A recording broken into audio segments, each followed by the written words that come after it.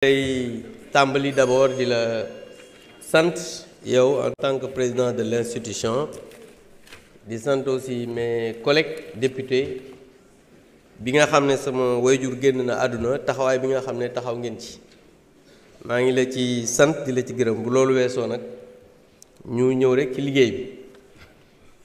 Monsieur le Président, l'article 74 de notre règlement intérieur dit ceci. Alinéa 3. Après la lecture du rapport, un député par groupe parlementaire ou un député non inscrit peut poser une question préalable tendant à décider qu'il n'y a pas lieu à délibérer.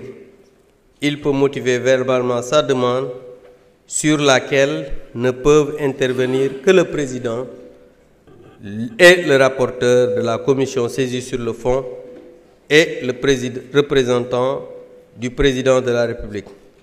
Monsieur le Président, la dernière phrase dit ceci. Seul l'auteur de la question préalable peut se prévaloir de la faculté ouverte à l'article 70 alinéa 2. maanaam man mi nga xam ne maay auteur bi président am naa sañ-sañ man kese nag ñëwaat pour préciser loolu aussi ma wax la ko balaa nga may wax ne amoo ci droit. Maintenant, Monsieur le Président, moi je voudrais proposer à ce qu'on ajourne le débat et qu'on ne délibère pas pour cette proposition interprétative. Et je m'explique. D'abord, une proposition de loi interprétative, la personne notre collègue qui propose cette loi, ne devrait pas faire cela parce qu'au moment du vote de la loi portant amnistie, il n'était pas législateur. Et quand on n'est pas législateur, on ne peut pas interpréter une loi qu'on n'a pas votée. Ça, c'est un. Deuxièmement, s'il vous plaît, calmez-vous, mes chers amis. On est encore là pour toute la journée. Vous avez le temps de discuter. Donc, Monsieur le Président, d'abord, sur la forme toujours, on nous a fait une proposition, notre collègue a fait une proposition d'amendement, qui n'est pas un amendement, mais qui est un contre-projet. Parce que ce qu'il devrait faire, c'est de retirer la mauvaise loi qu'il avait introduite, parce que dafa juum mais ñëw def amendement te loolu contre-projet la mu tuddee ko amendement ce qui est illégal. Et Tafsir Thioye il a dit parce que l'objectif c'était seulement de bloquer l'initiative de notre collègue Thierno Alassane Sall. C'est dans la précipitation qu'ils ont colmaté quelque chose pour venir déposer. Ils se sont rendus compte qu'ils se sont trompés. Ils ont voulu faire un amendement alors que ils ont déposé un contre-projet pour wane taf yëngal bi nga xamante ni ci la ñu nekkal. Donc je pense que nee na ñooñu tey xam nga ni lii xamadi la nit day am yar. Donc juste pour dire que je rappelle que cette loi d'amnistie encore une fois waruñu délibérer. Pourquoi? Parce que moi j'étais le président de groupe à l'époque bi ñuy porter cette loi d'amnistie ñi nekk fii ñëpp dañu nekk fii di wax mais xamuñu sax lu xew. Et je défie le président de groupe d'alors, Mouy Biram Souleye, de me répondre que cette loi n'était pas pour apaiser, que cette loi du am ñoo xamante ni seeni kilifa ñoo ko demandé.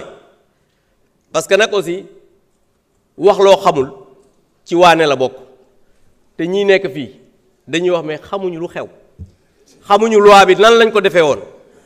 Et je pense que xam nga nit moom soo xamul ñu lay waxloo di la binduloo ci juum ngay dëkk. Donc je demande à ce qu'on ajourne le débat. Je vous remercie.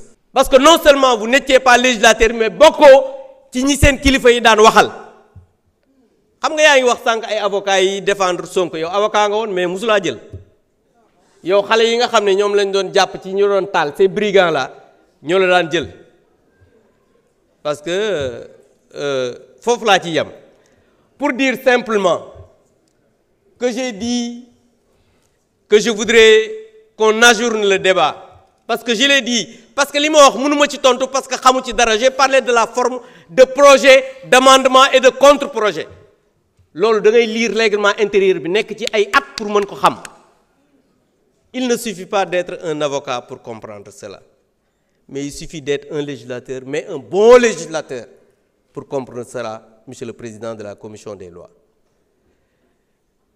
j'ai dit que cet amendement de mon collègue Amadou Ba que je respecte beaucoup sama mbokk Thiessois bi c'est pas un amendement c'est un contre-projet mais gis nga nit soo juumee da ngay nangu ne da ngaa juum et tout le Sénégal sait que lii ngeen di def nii cette loi d'interprétation là du dara lu dul wax naa ko fii Ousmane Sonko bi mu ñëwee ne ko j'étais au courant que il est sous la menace des brigands bande yi nga xamante ni jëloon na leen mooy ci la leen jox d'ailleurs xaalisu état bi ñu leen di indemniser là parce que ñi nga xamante ni war nañ leen indemniser ñoom wax nañ ne gisuñu dara yéen da ngeen a jëloon ay brigands ay voyous yi nga xamante ni sàcc ak voyou toj mbiru nit ñi yooyu lañ jëlee woon ngeen fay leen xaalisu askan wi loolu ngeen bëgg a tey nii pour ngeen ne di ngeen leen def cette loi interprétative là pour viser les forces de défense et de sécurité parce que dégg naa ngeen di wax ci biir rapport bi naan non ça ne vise pas les forces de défense yéen a leen di accuser parce que loolu yéen a ko wax seeni militants ñoo ko wax donc je pense que ça je l'ai expliqué sur la forme j'en ai parlé li nga xamante ni sur le plan juridique j'en ai parlé li ci des nag mooy waxu caaxaan yooyu ngay wax duma ci tontu parce que jàpp naa ne am na loo xamante ne nii du loolu moo ñu tax a jóg je vous remercie. Merci beaucoup honorable donc mes chers collègues malheureusement non.